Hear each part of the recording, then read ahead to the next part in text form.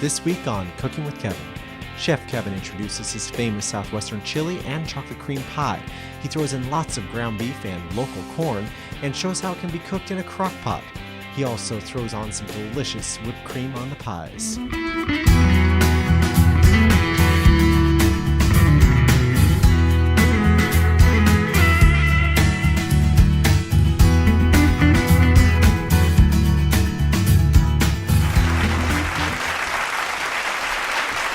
And welcome yet to another week of Cooking with Kevin. This is our crockpot special, and I'll be showing you a Southwestern style chili that has fresh corn in it, some cumin, and all the necessities to make a delicious pot of chili. And it's slow cooked, and so you put it on in the morning, and when you come home from work, it is ready, and you'll have a delicious dinner with family. And then I'll show you one of my favorite dessert recipes, mini chocolate cream pies. So let's go ahead and get started. So we're going to take approximately 1 pound of ground beef and put it into a pan that's been heated with some oil in it.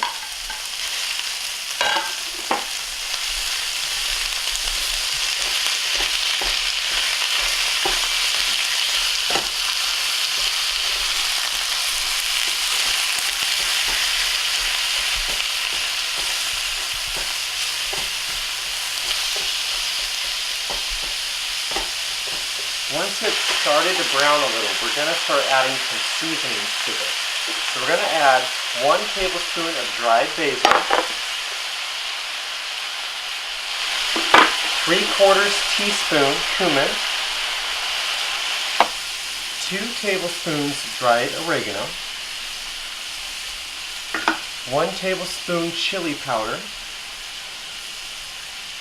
and 3 to 4 cloves of garlic.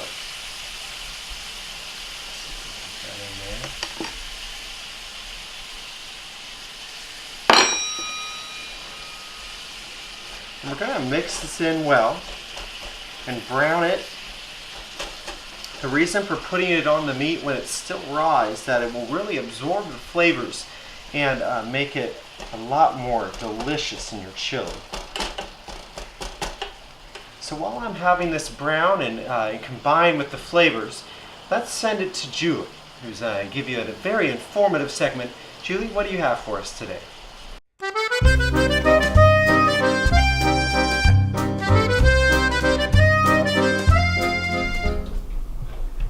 Hi, I'm going to give you some tips to make you fall in love with beans, which probably Kevin's chili recipe already did that for you. There are many reasons why beans are a very good item to add to your diet. One, they are heart healthy because of the soluble fiber. And when you rinse, if you take your beans and you rinse them, you can remove 40% of the sodium if you do use canned beans. They're low in fat and they pack a lot of protein. Just a half a cup of beans is the equivalent to 7 grams of protein, which is like 1 ounce of chicken or meat or fish. They balance blood sugar, and if that wasn't enough, they cut cancer risk. They're good for helping to get things moving in your system. So if you have problems with constipation, that helps. And they're very satisfying. Because they metabolize slower than most complex carbohydrates, they give you that sensation of fullness longer. They're convenient and they're wallet friendly. That's always nice. In this day and age where prices keep going up, to know that that is one of your more economical meals, and yet you don't sacrifice taste and flavor. They're nutrient rich and they're versatile. In fact, you can even find recipes where pinto beans are used for like a spicy dessert cake. So don't be afraid to incorporate beans into your diet. Thanks. And welcome back. So what I'm doing here is I'm checking the corn. This is local Salem corn that I got at Roth's Fresh Markets. I boiled it to tenderize the kernels, and you know if it's tender if the fork can easily pierce it. and that's what happens. So it's ready now. So we're going to take the meat that I've browned and seasoned and the corn, and we're going to go over here and start putting everything into the crock pot.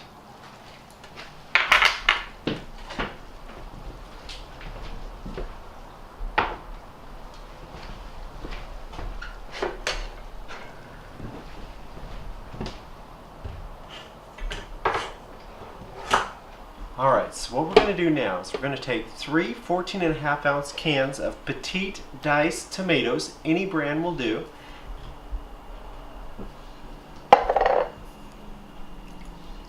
We're going to put it in with juice and all for the added flavor.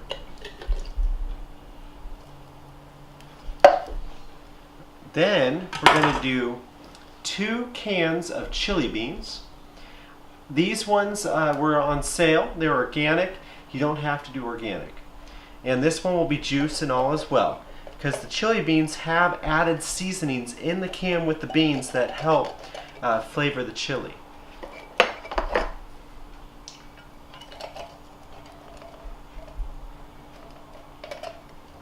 Okay. Then right here I have 2 cans worth of dark red kidney beans.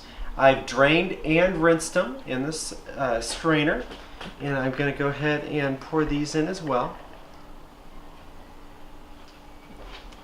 And then the meat that we prepared, I'm going to throw this in. See how easy this is? Everything goes in the crock pot.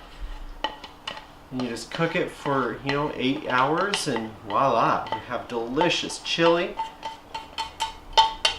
I like to try to scrape the pan, get a lot of the herbs and seasonings. There we go. And finally, we have the fresh corn. What I'm going to do here, because it's still kind of warm, I'm going to use these tongs. And what I'm going to do now is we're actually going to cut it straight down. So let me get over here so you can see it better. And what we're going to do is that we're going to cut straight down the side. And the kernels just pop right off.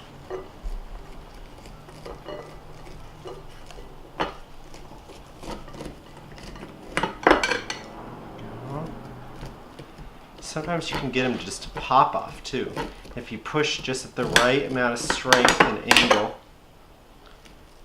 Be careful, because if it's just coming out of the water, it is going to be hot.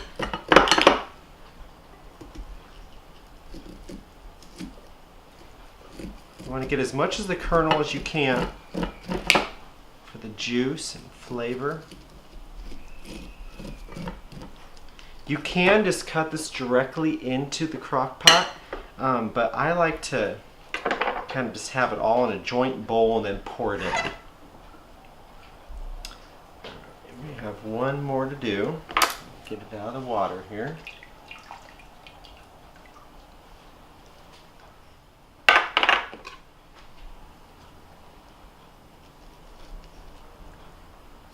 This one's a little bit hotter. It's been sitting in the water a little longer. If I can get this. Let's go ahead and put this in here. And while I'm letting that corn cool a little bit, let's go ahead and send it to Brenna's segment.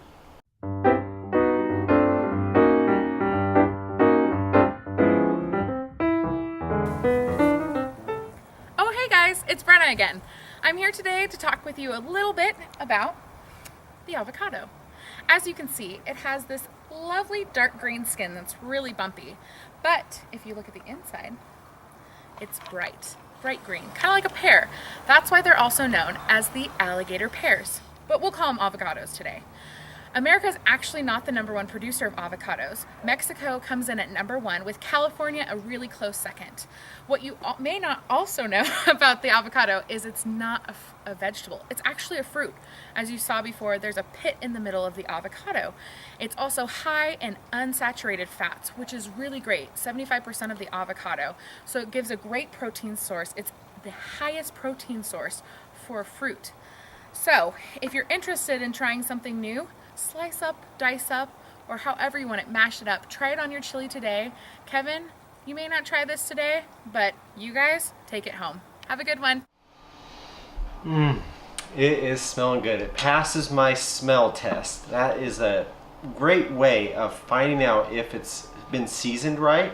If it smells good, it's most likely going to taste good. So I think that this is going to be a delicious chili.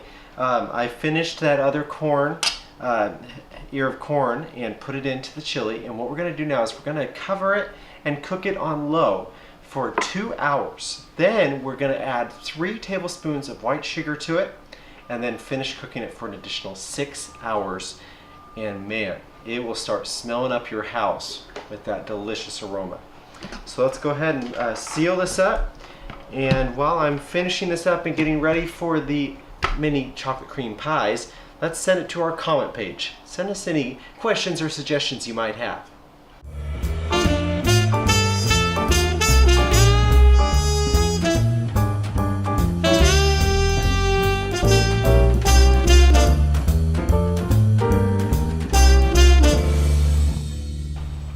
And welcome back. So what we're going to do now is I have the chocolate pudding ingredients all prepped. So we're going to go ahead and get those started here. So what we're going to do is we're going to start with 1/4 cup Truvia baking blend. It's a stevia and sugar blend. It's 75% less calories than normal sugar. Or you can do 1/2 cup regular white sugar. Alright, so I'm going to put that in. I'm going to do 1/3 cup unsweetened cocoa. 3 tablespoons cornstarch, and 1/4 teaspoon salt. For those of you that have watched the show from season 1, you probably remember this chocolate recipe from one of my season 1 episodes. It's my rich chocolate pudding, but this time we're going to be featuring it in the little mini chocolate cream pies with whipped cream on top. Delicious and usually a family favorite, unless you don't like chocolate, of course. Alright, so then you're going to well mix this. And now we're going to add the milk. What this is 1.25 cups of regular 2% milk, and then 1.25 cups of half and half for a little creaminess. We're going to slowly mix it in. It won't dissolve right away. The powder, in fact, will actually kind of float on top. So what I'm going to do is I'm just going to keep mixing this until it completely dissolves and becomes a unified liquid. And we should have this on medium to low heat, so about 5 on your standard electric range.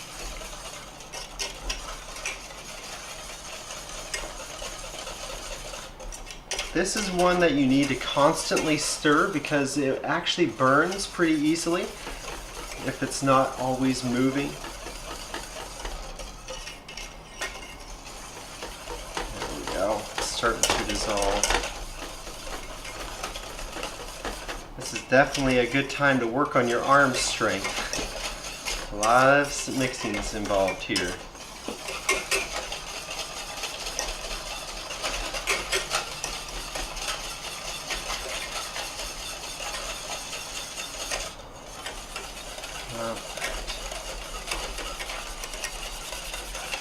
See how it's not as powdery now? It's more of just a liquid. So it's getting very good. We're almost there. So what I'm going to do now is we're going to send it to Tim's segment while I let this thicken up over the heat.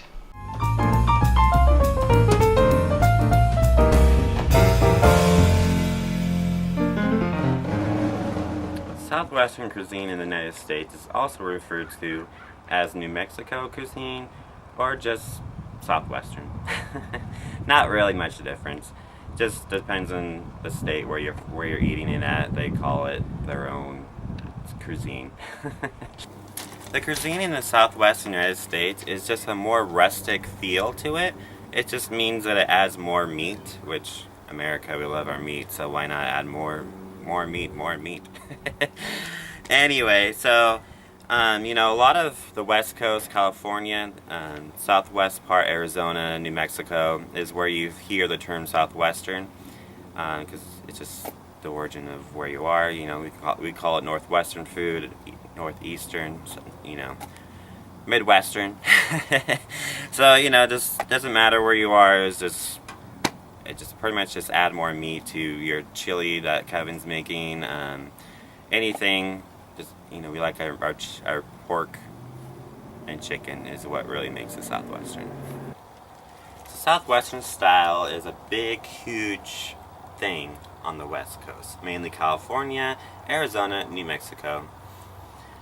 Hence, Southwestern cuisine is similar to Mexican cuisine because it's so close to the Mexican border. But it also involves larger cuts of meat, mainly pork and beef. So New Mexican cuisine is also huge, but it's mostly just added either red or green chilies, or you can do a mix, which is referred to as Christmas. And you know, who doesn't love Christmas? So have some little Christmas in your next chili or burrito or whatever you're gonna try to make Southwestern. So some other main dishes you can eat that's called Southwestern is an Arizona, California burrito, some avocado, some chunks of pork, beef, chili relleno, chili rellenos, Colorado burritos. You know, I tried one of those not too long ago, and it actually is pretty good. It's a lot more meat than vegetables. Quesadillas, you know, add some chilies to your quesadilla next time to spice it up. Even just some plain old rice and beans, add in some flavor of meat of some sort, and it makes it Southwestern. So it's pretty easy to make anything Southwestern.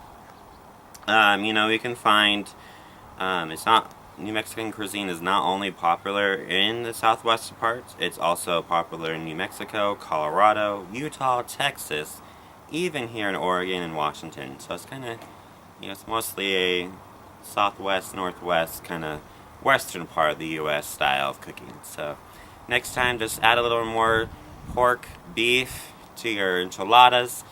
Whatever you're making, you want to make it Southwestern, add more meat. More meat. That's the thing to make it Southwestern. Have a great rest of your day and enjoy the rest of the Cooking with Kevin. And welcome back. So if you look here, it really thickened up nicely. It's very smooth and silky. And so what we're going to do is we're just going to set that off heat for about 10 minutes and then transfer it to the fridge. It needs to chill for about 5 to 6 hours to just finish thickening it up and get it ready to be put into the pies. So what we're going to do in the meantime is we're going to make the pie crust. Again, if you watched back in season 1 when I made the banana cream pie, this is the same crust recipe, but it is a goodie, so that's why I'm using it again. So we're going to do 1 cup flour, and we're going to do 1/3 cup extra light olive oil, 1/2 teaspoon salt, and 1 tablespoon sugar. We're going to mix all these ingredients until a dough starts to form. Then we're going to add 1 tablespoon milk. So let me start this off just slowly here.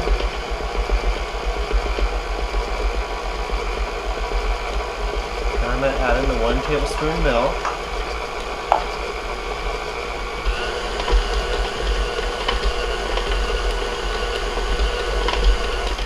And there we go.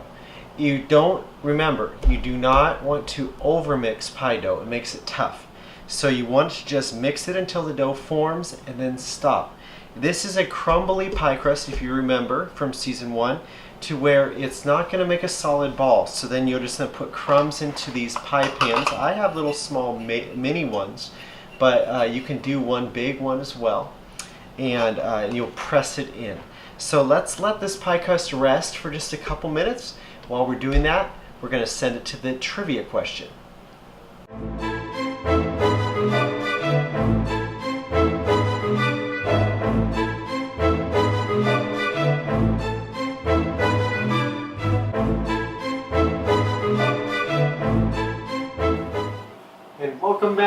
So what I did was I took the pie dough and I pressed them into these, made about 3. So I figure if you wanted to do 6, you just have to double up the pie crust recipe. But yeah, so these are ready. I preheated the oven to 350 degrees and we'll bake them for about 10 to 12 minutes or until lightly golden brown and slightly puffy at the base, the bottom part of the pie crust. And then for the pudding, what we're going to do is to avoid the kind of crusty layer that tends to get on pudding when it's in the fridge, if you put a layer of wax paper on top, that keeps the pudding from getting crusty. See how I kind of pressed it in, and just to where it barely sticks on the pudding. All right, so we are going to put these in on the top shelf rack, more like the middle rack, and we're going to again bake those for 10 to 12 minutes. So while we're letting those bake, let's send it to the trivia answer. Did you get this one right?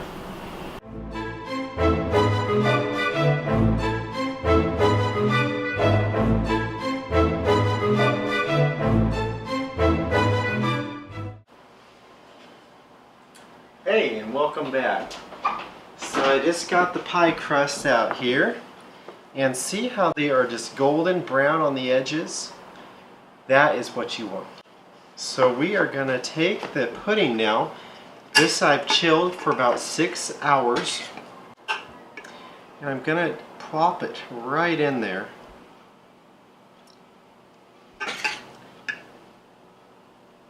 might go back and I'll add some as needed, but I'm just putting the initial amount in there. You need a hot pad while you're doing this so you can stabilize the crust.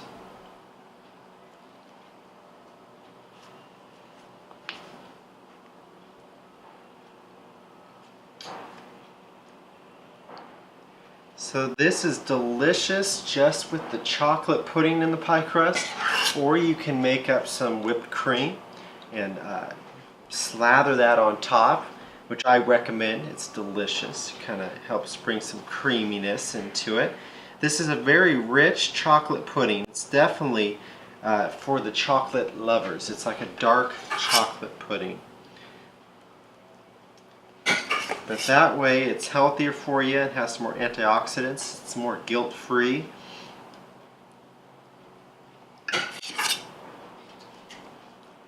I like to really fill these up. More chocolate pudding, the better.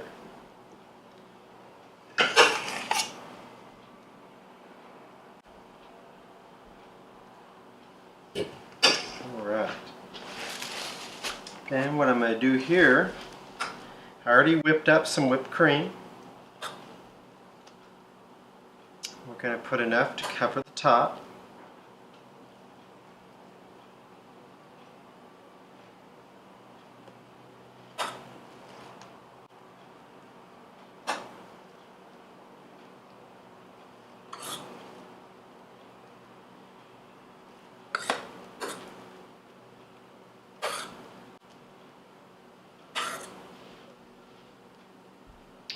And to give you some other ideas, you can also take some like Hershey syrup, chocolate syrup, and you can drizzle it on top for a gourmet effect. Or you can put chocolate chips on top, or you can even put like a little cherry. But any of those will make this really impress your guests or family when you bring this out for dessert. Now the chili is done, so I'm going to go ahead and scoop up a little bit of this.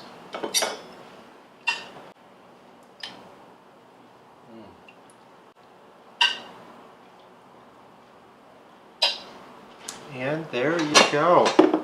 We got some Southwest inspired chili with a chocolate cream pie with freshly made chocolate pudding and whipped cream on the top. This is sure to impress and be enjoyable for everyone. So I hope this has been an enjoyable cooking segment with me, Chef Kevin, and I hope to see you again next time. And again, keep cooking with Kevin. I know.